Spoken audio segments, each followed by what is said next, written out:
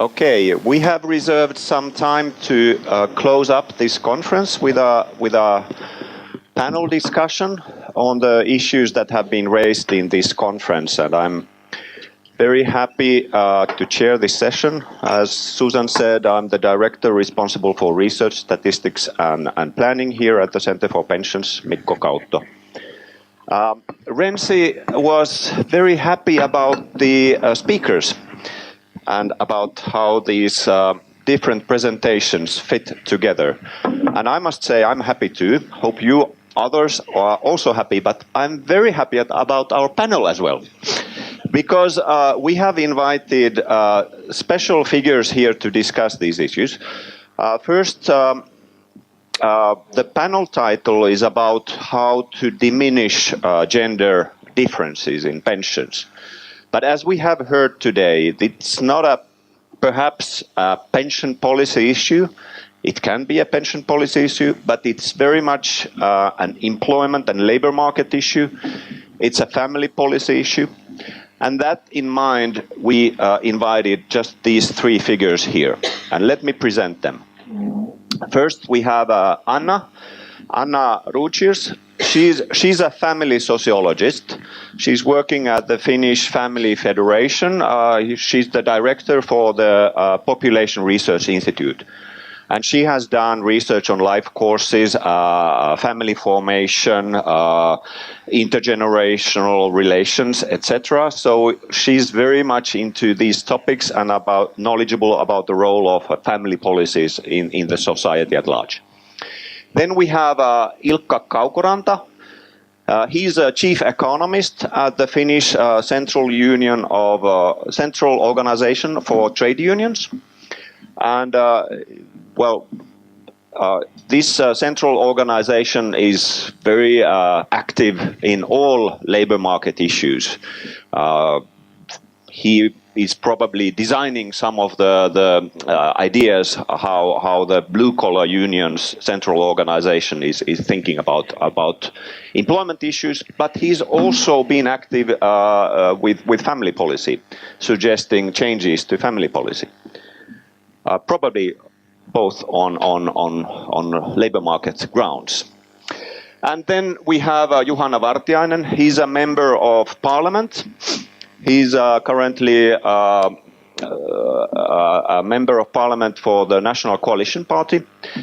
He's been known as an economist. He has worked in research institutes in Sweden and Finland, the director for the Government Research Institute for the Economy, for instance. And he's been arguing that the Nordic welfare model needs a high labor market participation rate. And he's been very active discussant of institutional solutions to our long-term issues and problems. So I think we have a very nice combination of a panel here to discuss these things. Okay. So let's warm up with a first question. This panel is about how to diminish gender differences in pensions, but maybe that's a too normative question. Maybe we should ask first your opinion. Are these differences too large or not? We heard that the pension gap is about 20% in Finland. What do you think about this gap? Maybe we start with Anna. Women first or something. Trickiest question. I have learned so much during this day, and thank you to all the plenary speakers. As Mikko here said, retirement schemes are not my own specialization. I was shocked to see that the differences in pensions is so large in Finland. And as I understood, this is actually mostly due to our labor market segregation and maybe this history of in Finland, we traditionally had very male worker, forest, paper, mines, with huge trade unions, and I think that may be behind these differences. As far as I can see now, actually, parental leaves are not most of the answer, unlike what has been suggested very often in the discussions about these home care leaves, and I think we will discuss them more. So I was shocked about that. The other thing I was shocked about was that too often today, gender, in my ears, has been equivalent to women. And I do think we have to remember that gender equality is also about men. And one factor that we have so few low-income male pensioners is that they have died before they reach retirement age. When you are 65 in Finland, 12% of the male cohort has died and 6% of the female cohort has died. So I think we shouldn't absolutely put these against each other. We can discuss both things. But just to keep in mind that these gendered pathways structure our lives throughout, and it's very great to even make it to be a pensioner. Okay. Juhana, you are a member of a parliament. What do you think as a politician about these differences? Are they big or low? Well, my general sort of politics on this is to try to work for a society where women and men would have equal economic resources and opportunities, and this is obviously true for pensions as well, as you surely have now heard during this afternoon. But I would not tackle this as a pensions issue, since it is really a reflection of the asymmetric distribution of tasks in society. I would like to see this as an indirect effect of the fact that women in the economy have shorter and less continuous careers and even lower pay. I would be very reluctant to try to tackle the pension inequality issue with pension solutions, since that would inevitably entail more redistributional elements within the pension systems. And I really don't trust the political system to be too rational in matters like this. I mean, I have many grudges against the labor market parties and the trade unions and the employers' organizations who have been running labor market policy and pensions policy in Finland. But whenever I get sort of too suspicious of them, then I look at some of the political platforms of some parties which have argued for pensions, I mean occupational level pensions for long-term housewives and mothers. And that would really open the floodgate for the complete collapse of the system in my view. So my very sort of simple strategy would be to work to increase labor market participation rates for women and thereby indirectly improve their pensions options. Perhaps if somebody wants to see a kind of cosmic justice in this whole, then you might point out, as Anna just did, that women live longer, so their pensions outtake might not be as disadvantageous as the level might be. Thanks. Thank you. Okay, Ilkka, Juhana pointed out to the labor market as a solution, but perhaps you can first say what do you think of the differences, and then maybe even continue with how you see the role of the labor markets. Yeah, I definitely agree that the differences in the gender differences in the level of pensions are large, and they're too large, and we should work to reduce them. And as has been said many times here, it's the pensions reflect society at large and the labor market, and the solutions are probably to be found mostly elsewhere than within the pension system. And I think the labor market and social policy, family policy affecting the labor market are in a key position. But at the same time, it's a very good point that gender in terms of pensions is not only the level of pension, but it's also the how long you get the pension, and the fact that men, and especially lower educated men, die so young is also a huge inequality problem that needs to be talked about more. Yes, that hasn't been touched on at the presentations, but it's good that it came up here now. Okay, if we think about the labor market causing these differences, there are two issues have been brought up in this conference. First, there's the gender pay gap. That on average the salaries, the earnings of women are lower than those of men. And then another issue contributing to the differences in pensions is that their careers are of different length. So men have longer careers and therefore they can accumulate their pensions for a longer period. Okay, if we start with the wage gap, it's been raised up that a great deal causing this wage gap is the segregated labor market, that men and women work in different sectors and have on average different kinds of wage levels. Is that something that is just like that, or can something be done to that? If we start with Juhana. Well, it is something that politicians in the Nordic countries very much would like to do something about, really to deal with it. But it has turned out quite difficult, since it is we live in a free society where young people still can choose their occupations and their sort of educational careers. And in Sweden, where I worked for a long time as a civil servant, there were a lot of experiments, like trying to sort of with propaganda means, trying to convince, for example, young women to take up careers in engineering or other industries or educational lines, which would then lead to a better pay outcome in the market economy. But it turns out that all this is very such sort of somehow these structural characteristics and values of societies seem to be very entrenched.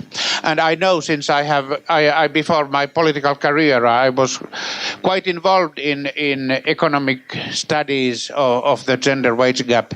We know that the so-called unexplained wage gap, that is the gap between men and women of a similar educational achievement at the same jobs within same workplaces, that gap is on average quite small. It's large for some well-educated white-collar women. There is a clear difference on the average between say 10 to 15%, but on the average in the entire economy it's quite small. So it is really an issue of women working and men working in different occupations. And then there is the intermittence of women's career and the asymmetric distribution of childbearing tasks, where Anna and I seem to disagree, but that was not included in your questions. Yeah, but it will follow. We'll be back. But yeah, Anna, how do you see this gender pay gap? So one of these slides which you may have missed, as I understood it, there's quite a big difference between Sweden and Finland in the average gender wage gap, and that's kind of interesting because so many things in our societies are different, and I agree that women often prefer to go to certain occupational sectors and so on and so on, but that would be the same in Sweden. That means that in Finland my hunch would be that this difference between how much do you pay, let's say, a middle-educated woman who is in the care sector compared to a middle-educated man who is, for instance, in a factory, that's where the difference lies, and that can very well be adjusted by policies, including the things you do. What are these policies, Ilkka? Or are there? Wage policy is certainly part of the answer, and I mean, segregation of the labor market itself does not cause wage differences. It causes wage differences only if the sectors where there's a majority of women are lower paid than the male-dominated ones. So segregation itself is not a cause of the differences, but rather the fact that the female-dominated sectors are, I think, to a large degree for historical reasons, are lower paid than the male-dominated ones, and that is something that can be fixed via wage policy, and if the wage differences between the sectors would be diminished, that would also, of course, affect, I would assume, the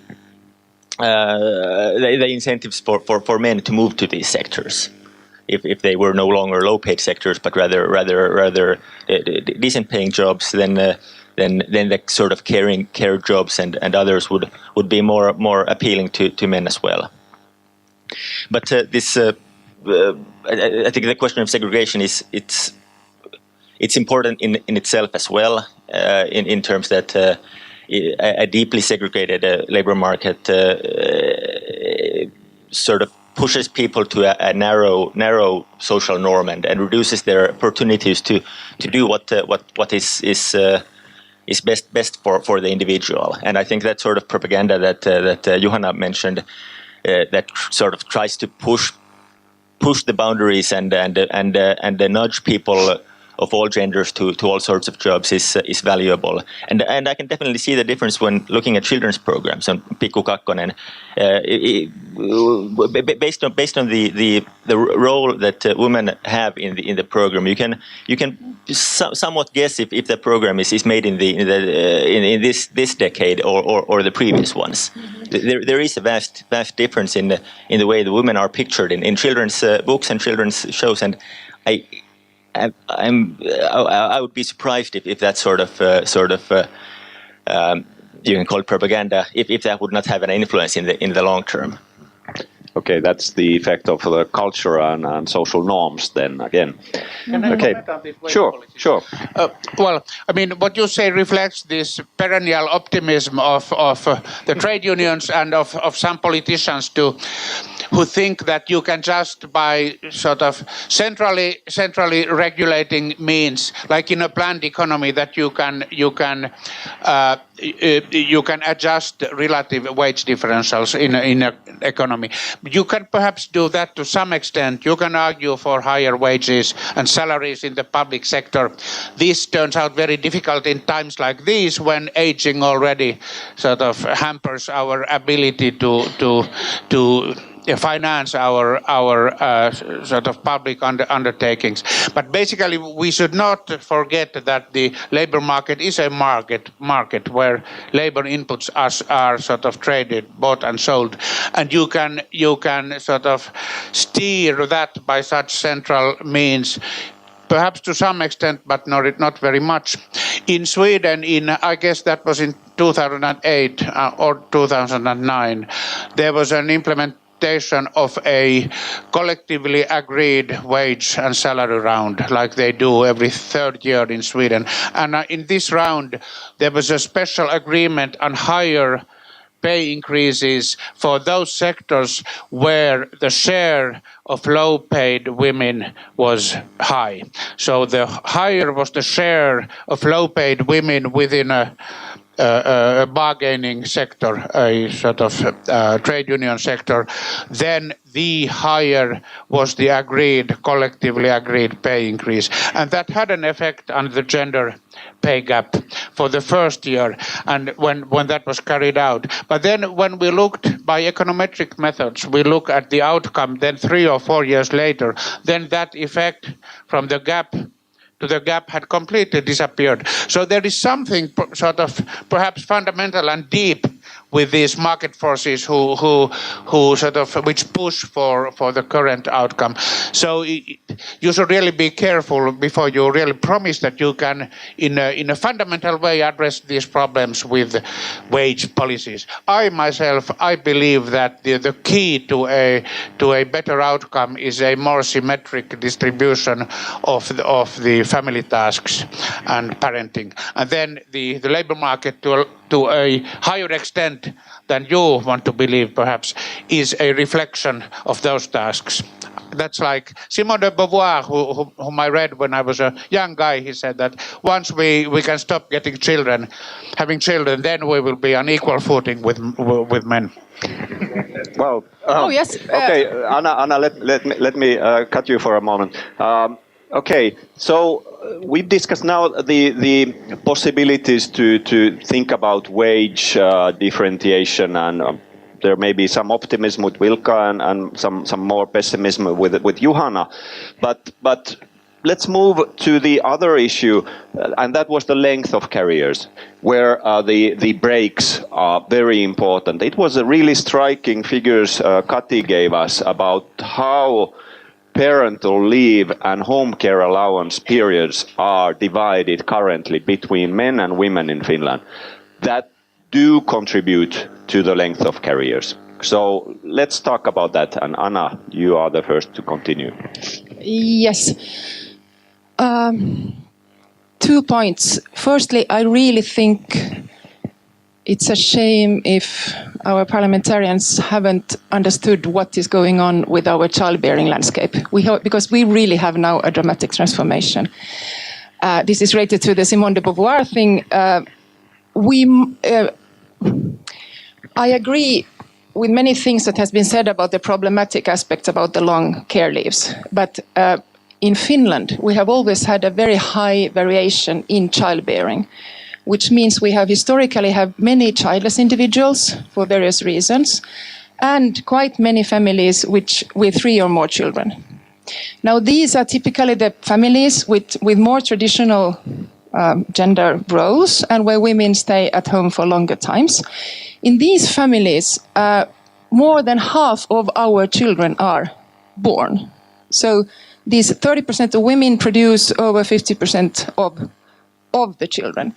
And even now as an economist, like forgetting everything about the current situation, if you look at the Finnish population now, those who are between 30 and 39 years old, of them, most women now have no children or 1 child at most. Most. So if I would be an economist and thinking about the dependency ratio, I would say, oops, we are now going to have really many more childless than usual, than before, and this tradition we had of this production factory with 3 or more children, and they produce half of our children, where is that going to be up? When how many of these women will have 3 or more children in the future? And these are actually our future taxpayers. So having said that, at this moment, we shouldn't say mothers must work more. We should support employment and paternal leaves and flexibility. But we should really listen to what parents say, what at this moment hinders them from having children, and kind of go to that, because we really need children now in this society. I have really changed my opinion on this during the last 2 weeks, because I saw the recent figures and I'm just like, where are we going? And it seems as if this constant talk that women must work more. Well, now they work more, but then we have no children. So is that now we are in the de Beauvoir perfect society, equality but no children? Well, how do you see, Ilkka, this quality of our society at the moment? I agree with Juhana that home care allowance and the long career breaks for mothers are a key driver in the differences in the labor market outcomes and in pensions, and I think there is definite need for family parental leave reform that would encourage more fathers to take up leave, stay home longer, and at the same time that means that mothers would have to reduce their time at home, because our need to fund the public services and benefits we want, it require high employment. So reducing, but since we want more fathers home, that means we want to reduce the employment of men. Yep. And to keep up high employment, that means the employment of women should go up at the same time. And for equality reasons, I think that's very important. But at the same time, I definitely agree with Anna. The fertility numbers and statistics are very, very worrying, and from many reasons, but pension system is one reason. Without children, our pension system is more or less doomed.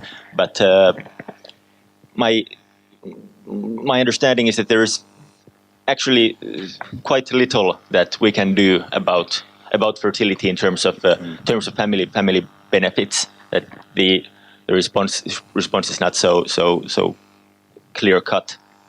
But so it's one interesting thing. I haven't seen the family leaves being a key driver of the gender gap in pensions. I haven't seen that evidence yet. And so just don't repeat it if it's there. Is it 20%? Is it half? Is it 80% of the difference?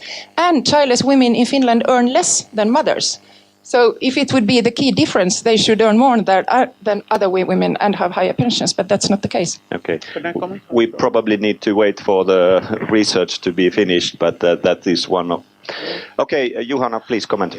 Yes, well, there are several things involved here, and Ilkka's organization has presented an excellent blueprint for a reform of the parental leave system. And I do believe, I mean, nobody really knows about these causes of fertility in any sort of fundamental sense. It's a research object, a moving research object. But one way of interpreting the research that is there, or that I know, is that fertility is enhanced if women do not have to choose between the option of being the childbearing machine or the career woman, and therefore I think we do need a more flexible parental leave system, as has been discussed in Finland. And there I am sort of reasonably optimistic that with such a reform we might perhaps get. We might get more of those career women even getting children. This reflects my long years in Sweden, where it was perfectly all right for young couples, for even the man within young couples to stay at home. I know that I was an employer, and we could not, like in Finland, the employers can count on the men being there, but in Sweden it was completely all right for men to go to take a longer parental leave. And then on this issue of the effect of these breaks, the intermittence and these career breaks, that's a difficult econometric thing to estimate, since these selection issues loom quite large. But at least in the institute where I worked in Sweden, we could establish some hard evidence on the long-term effect of career break, so that even when a woman, when she has gone through 2 or 3 children, when she returns to work, then there is a kind of discount in her salary even or pay earnings even sort of 10 years later, since she in some sense she just starts later on with her career. Whereas we know from time series analysis with individuals that for men, the age between 30 and 40, when there are many job changes and men really invest in their careers, that's a time when earnings go up fast. And this it takes too long for women to get on that sort of fast track. Okay, we are on our extension time, so this is the final round of questions. No. If we think about we've been discussing the labor market issues and the family policy issues, but do you have something in mind from this conference regarding pension policy? Juhana already said that he would rather look at these labor market issues and family policy issues rather than pension policy issues. But how do you see, Anna and Ilkka, these things? Yes, good. Thank you, because that's what I wanted to say. Juhana mentioned this opening of the floodgates, and one idea or one insight I have from this conference is that in the other Nordic countries, they actually compensate better regarding retirement from parental leaves. Is this the right phrase? That, for instance, in Norway, it seems that when you are on care leave, you get your pension as if you would have the median wage. Whereas in Finland, that's much lower. And I mean, given the society we have now with all its gender inequalities and with women doing most of the parental leaves, I think that should really be discussed. It seems it has been discussed earlier, but it's not on the agenda. So that would be a way to partially diminish the gender inequalities as they go. Pension accrues in Finland during parental leave actually better than when working. But for home care it's less than Sweden. allowance period, you don't get much of a profit for pension accrual. Yeah. Ilkka, So that you should do. Ilkka. I think the real answers to the inequality lie elsewhere than within the pension system. But I think this conference has sort of strengthened my belief that when doing pension policy and pension reform, you have to be gender aware. You have to always do the calculations and analysis also based on dividing on gender, and that's actually what we did when did the big 2017 gender pension reform in Finland. The calculations were always also divided between genders, and I think that was valuable in ensuring that you don't by accident do something that reduces equality. Okay. That is a nice way to finish this panel, I think, because we only had 30 minutes and we've covered many issues. Applause to the panel. Standing ovation. You were great.